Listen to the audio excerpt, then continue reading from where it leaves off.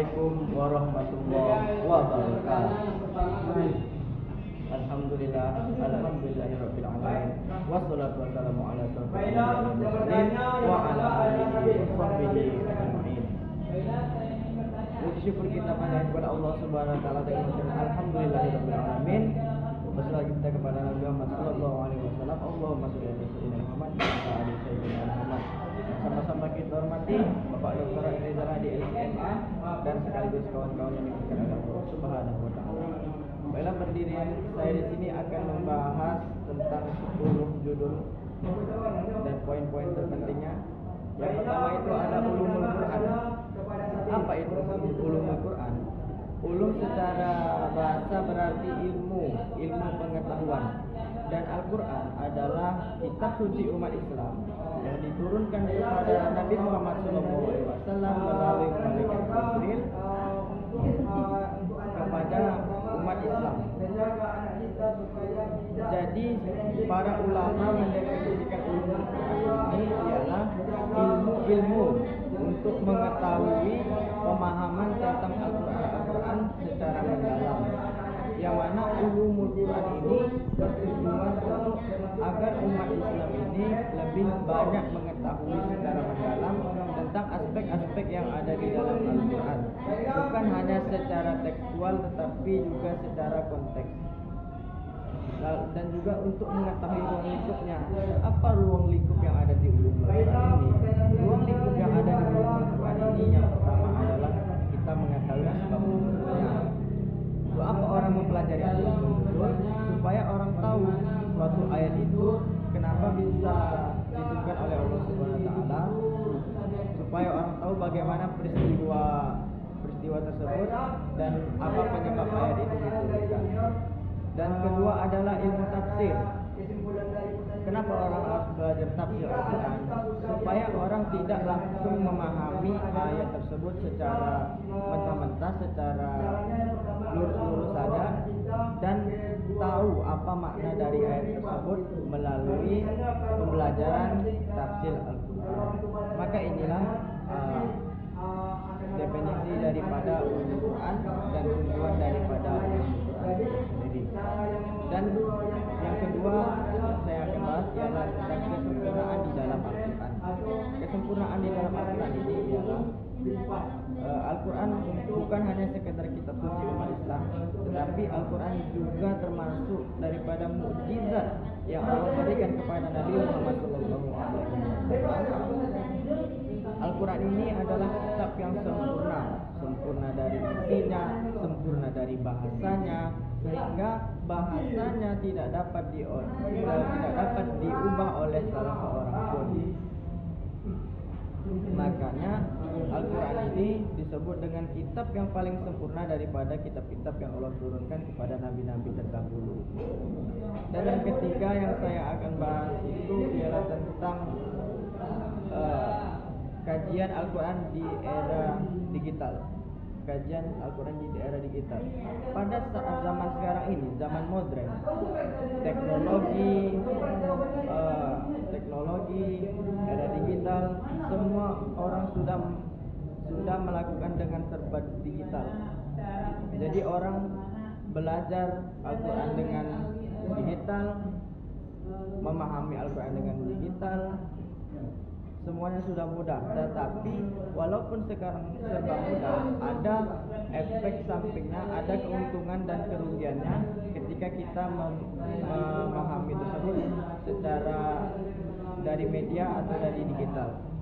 Apa keuntungannya?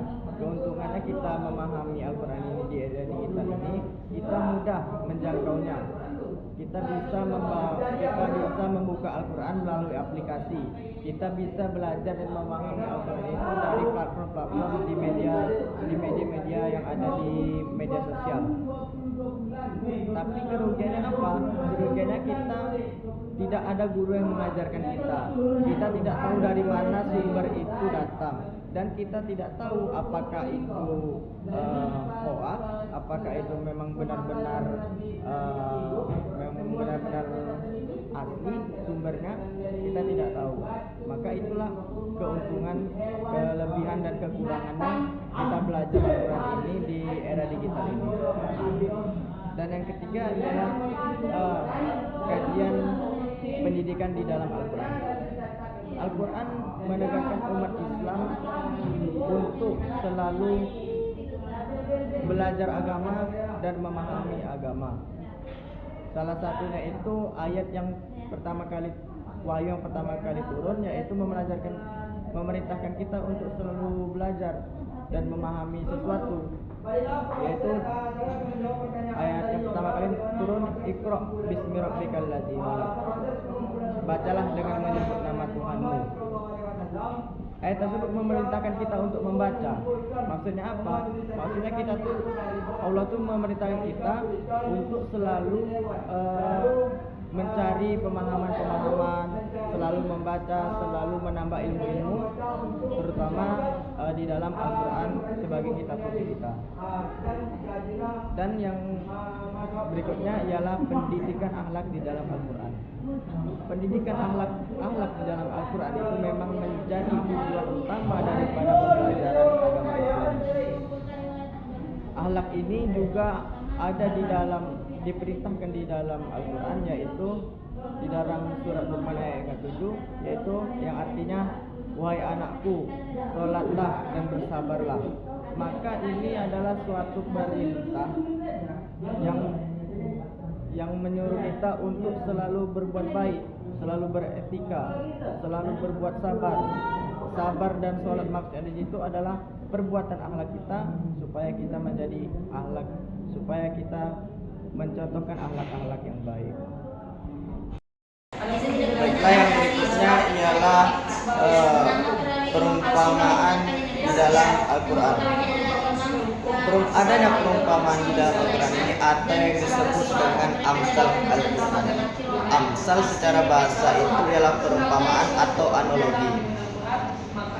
Dan berarti secara etimologinya bahwasanya amsal Quran ini ialah perumpamaan penjelasan suatu ayat Al-Quran supaya lebih jelas dan bisa dipahami oleh banyak orang.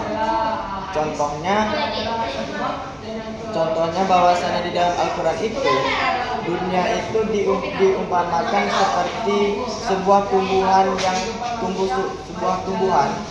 yang ditanam lalu tumbuh subur, kemudian ia layu.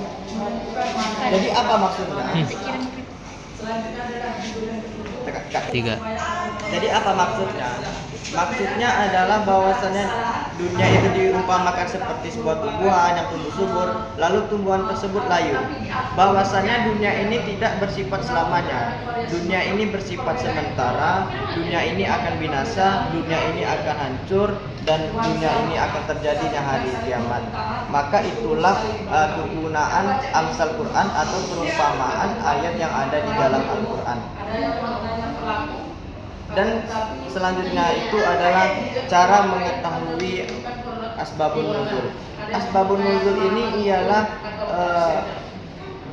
suatu peristiwa yang melatar belakangi terjadinya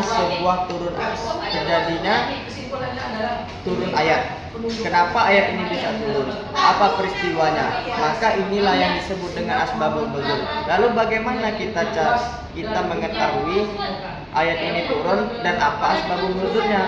Cara kita mengetahuinya itu yang pertama melalui dari hadis-hadis Nabi, dan yang kedua kita itu tahu daripada kitab tafsir para ulama.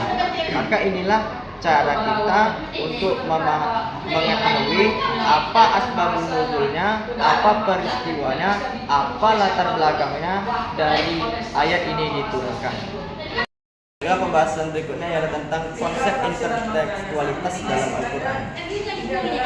Dalam Al-Quran, intertekstualitas itu adalah perbandingan atau hubungan antara tema, antara makna, dan suatu penjelasan suatu ayat terhadap ayat yang lainnya. Contohnya itu seperti yang ada pada kisah Nabi Musa alaihissalam. Kisah Nabi Musa alaihissalam ini banyak disebutkan di dalam kitab di dalam surah Al-Baqarah, di dalam surah At-Taha, dan di dalam surah Al-Qasas. Tetapi walaupun banyak disebutkan di dalam surah-surah tersebut, semua itu tidak ada kontradiktifnya, semua itu tidak ada pertentangannya. Malahan semua itu berhubungan dan lebih jelas adanya cerita Nabi Musa alaihissalam yang ada di dalam surat-surat tersebut. Jadi Al-Quran ini memiliki karakteristik yang unik, yang mana Al-Quran itu memang saling menafsirkan, yang Al-Quran itu saling berhubungan, dan Al-Quran itu memang walaupun banyak ayat-ayat yang menjelaskan tentang kisah Nabi Musa tersebut, Al-Quran itu tidak ada kontradiksi di dalamnya. Jadi hikmahnya apa? Hikmahnya supaya kita itu pemahaman kita lebih mendalam, supaya kita itu tidak memahami ayat itu secara terpisah, maksudnya secara terpotong-potong, dan supaya menjadikan kita itu lebih banyak pemahaman ke depannya. Baiklah, dan yang terakhir adalah tentang peran asbabun nuzul dalam penafsiran Al-Quran. Jadi kita itu tidak hanya dianjurkan untuk mengetahui asbabun nuzul saja, tetapi asbabun nuzul ini juga penting, juga besar perannya dalam penafsiran Al-Quran. Apa peran utamanya asbabun nuzul ini terhadap penafsiran Al-Quran? Peran utamanya itu untuk menentukan sebuah hukum, dan perannya lagi asbabun nuzul ini, baiklah yang terakhir ialah peran asbabun nuzul dalam mentafsirkan Al-Quran. Asbabun nuzul ini tidak hanya penting untuk kita ketahui, tetapi asbabun nuzul ini juga sangat berperan, perannya besar dalam menafsirkan Al-Quran. Apa peran utamanya asbabun nuzul ini dalam menafsirkan Al-Quran? Peran utamanya ialah untuk menentukan suatu hukum dan menjelaskan lagi makna ayat, dan juga peran utamanya itu untuk membedakan yang mana yang khusus dan yang mana yang umum. Maka inilah peran asbabun nuzul ini terhadap penafsiran ayat-ayat yang ada di dalam Al-Quran. Baiklah, selanjutnya saya akan menjelaskan tentang ilmu qiraat dan pengaruh terhadap variasi makna. Ilmu qiraat adalah ilmu yang mempelajari berbagai cara membaca Al-Quran yang sah dan bersambung sanadnya kepada Rasulullah SAW. Perbedaan qiraat bukanlah pertentangan, melainkan kekayaan makna yang menunjukkan keluasan rahmat Allah. Dengan memahami qiraat, kita dapat mengetahui keindahan bahasa Al-Quran, memperdalam pemahaman terhadap ayat-ayatnya. Karena itu, marilah kita mempelajari Al-Quran dengan sungguh-sungguh agar hati kita semakin dekat dengan Allah Subhanahu wa Ta'ala. Kemukjizatan yang terdapat di dalam Al-Quran. Al-Quran adalah mukjizat yang terbesar yang diberikan oleh Allah Subhanahu wa Ta'ala kepada Nabi Muhammad SAW. Kemukjizatannya terlihat dari keindahan bahasanya, kandungan ilmunya, hukum-hukumnya, hingga petunjuk yang tetap relevan di tengah zaman. Tidak ada satupun manusia yang mampu menandingi Al-Quran. Oleh sebab itu, kita sebagai umat Islam harus menjadikan Al-Quran sebagai pedoman hidup agar memperoleh kebahagiaan dunia dan akhirat. Makna jihad dalam Al-Quran. Jihad dalam Al-Quran tidak hanya berarti perang, tapi juga bersungguh-sungguh dalam kebaikan, belajar, bekerja dengan jujur, membantu orang tua, dan melawan hawa nafsu, termasuk bentuk jihad. Islam mengajarkan jihad dengan hikmah, kesabaran, demi menegakkan kebenaran. Maka marilah kita menjadi pribadi yang berjuang di jalan Allah melalui akhlak yang baik dan amal yang bermanfaat. Peran keluarga dalam mengajarkan Al-Quran kepada anak sejak dini. Keluarga adalah madrasah pertama bagi anak. Orang tua memiliki tanggung jawab mengenalkan Al-Quran sejak dini, mulai dari mengajarkan huruf hijaiyah, membaca, hingga menanamkan akhlak Al-Quran dalam kehidupan sehari-hari. Anak yang dibesarkan dengan nilai-nilai Al-Quran, maka anak itu akan tumbuh menjadi generasi yang beriman dan berakhlak mulia. Oleh karena itu, mari kita jadikan rumah kita sebagai tempat yang dipenuhi oleh bacaan-bacaan Al-Quran. Dan yang terakhir yaitu etika lingkungan dalam Al-Quran. Islam mengajarkan umatnya untuk menjaga lingkungan. Dalam Al-Quran, manusia diperintahkan untuk tidak membuat kerusakan di bumi, menjaga kebersihan, menghemat air, dan merawat alam adalah bagian dari ibadah kepada Allah Subhanahu wa Ta'ala. Lingkungan yang bersih dan sehat akan membawa kebaikan bagi kehidupan manusia.